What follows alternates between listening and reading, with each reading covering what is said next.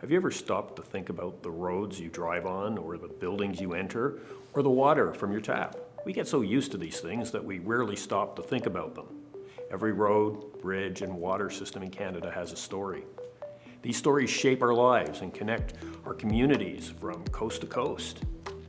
We need to talk about infrastructure. Hi, I'm John, President of the Association of Consulting Engineering Companies of Canada, or ACEC. Consulting engineering companies employ over 80,000 professionals across the country, dedicated to improving the built and natural environment. Our members, ranging from large global firms to local employee-owned firms, influence nearly every aspect of Canadians' economic, social, and environmental well-being. This includes the roadways connecting our cities and communities, the water and wastewater systems keeping our families safe and healthy, and the infrastructure at the foundation of economic growth, like railways and the electricity grid. Quand on parle d'infrastructure, on doit se rappeler qu'il n'est pas seulement question de construction. L'infrastructure est l'épine dorsale de nos collectivités. Elle soutient la résilience et la durabilité. Il faut s'assurer que le Canada est prêt à relever les défis qui l'attendent, qu'il s'agisse de se protéger du changement climatique ou de veiller à ce que nos systèmes essentiels puissent résister aux catastrophes. La prévention est cruciale.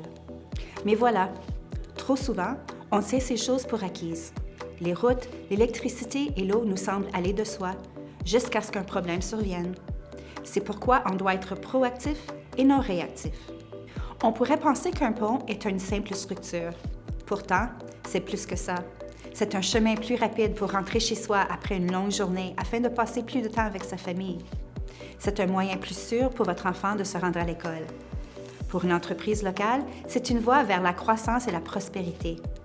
Et pour notre pays, l'infrastructure est ce qui nous permet de rester reliés.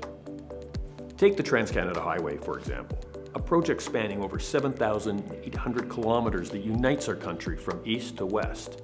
Since its completion, this highway has become more than just a road.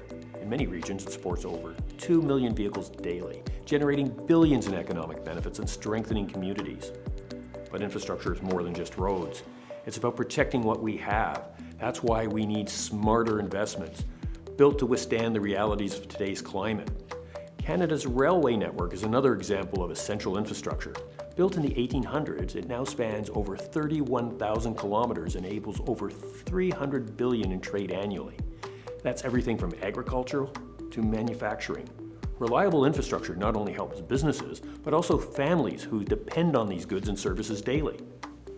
Just as we depend upon highways and rail to get around, Canadians depend on water infrastructure to make housing and communities livable. So many of us take clean drinking water for granted, yet there are many communities across Canada that have been under boil water advisories for decades. Is this really an acceptable situation for a country as developed as ours?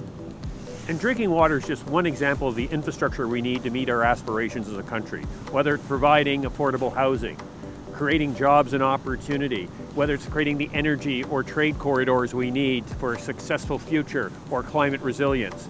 We need a vision and a plan. Make sure that our elected officials know this during the next election. With the growing demands, because of population, because of a growing economy, we need to invest more in our infrastructure strategically. We need to expand water systems, potable water to feed cities. Take the housing crisis in Canada. That's getting a lot of attention. It's very challenging for young people to get started in their lives. We cannot have sustainable, viable communities. We cannot address the housing crisis unless we're prepared to invest the infrastructure that comes with it. A building without infrastructure is not a home, it's a box.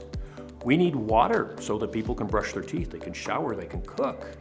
We need to have the means, whether it's public transit or roadways, so that people can go to work in the morning, they can go to school, they can get their groceries. We also need the economic attributes that make a community whole. We cannot do this without investing in infrastructure, and this is just one area of public policy where infrastructure investments are needed to make it happen. Le prochain dirigeant du Canada décidera des projets et des politiques qui touchent notre quotidien. Les infrastructures durables, l'accès à l'eau potable et l'adaptation au climat sont essentiels. Pour faire des choix éclairés, il faut être conscient de l'impact du génie sur notre vie quotidienne. C'est ainsi que nous pourrons édifier un Canada sûr et uni.